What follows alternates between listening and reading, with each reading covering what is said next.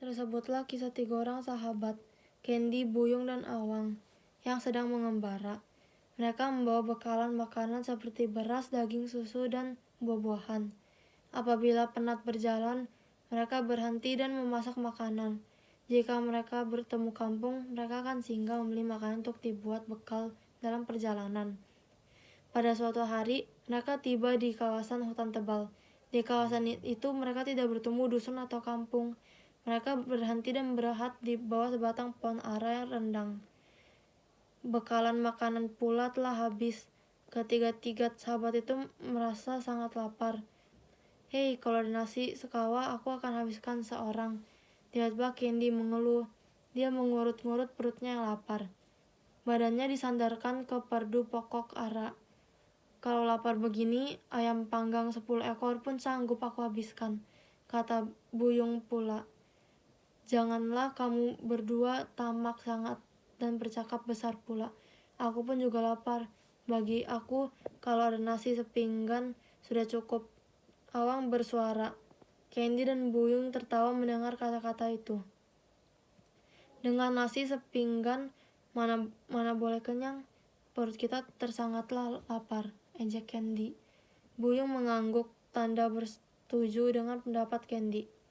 Perbualan mereka didengar oleh pokok ara.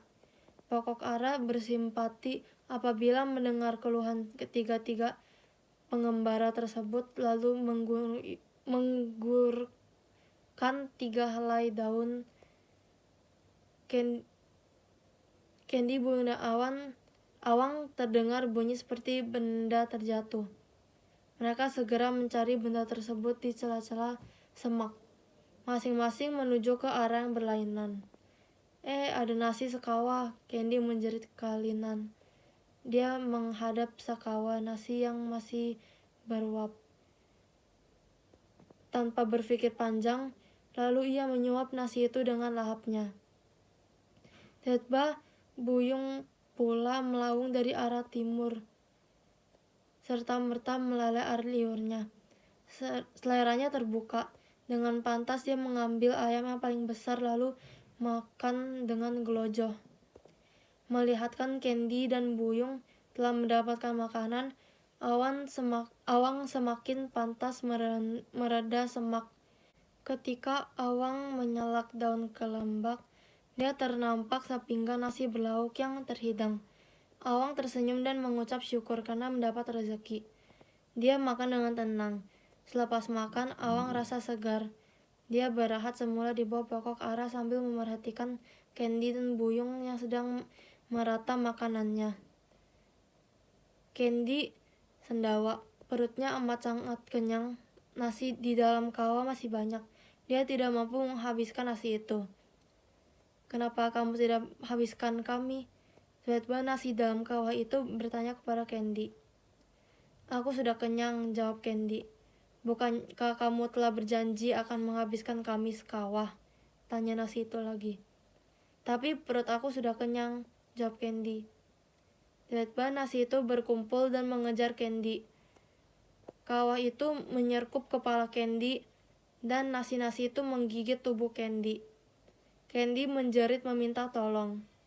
Buyung juga kekenyangan. Dia cuma dapat menghabiskan seekor ayam saja. 9 ekor ayam lagi terbiar di tempat pemanggangan. Oleh karena itu, terlalu banyak makan, tekaknya berasa loyak. Melihat baki ayam panggang itu, dia merasa muak dan hendak mencampakkan ayam-ayam itu ke dalam semak. "Kenapa kamu tidak habiskan kami?" tiba-tiba tanya ayam panggang itu. "Aku sudah kenyang," kata Buyung. "Makan seekor pun perut aku sudah muak," katanya lagi. Tiba-tiba muncul 9 ekor ayam jantan dari celah-celah semak di kawasan itu. Mereka meluru ke arah Buyung. Ayam-ayam itu mematuk dan menggelek tubuh Buyung. Buyung melompat-lompat sambil meminta tolong. Awang bagaikan bermimpi melihat gelagat rekan-rekannya. Candy terpakik dan terlolong. Buyung pula melompat-lompat dan terguling-guling di tanah. Awang tidak dapat berbuat apa-apa. Dia seperti terpukau melihat kejadian itu. Akhirnya Candy dan Buyung mati. Tinggallah Awang seorang diri. Dia meneruskan semula perjalanannya. Sebelum berangkat, Awang mengambil pinggan nasi yang telah bersih. Sebutir nasi pun tidak berbaki di dalam pinggan itu. Pinggan ini mengingatkan aku supaya jangan sombong dan tamak. Makan biarlah berpada-pada dan tidak membazir, kata Awang lalu beredar meninggalkan tempat itu.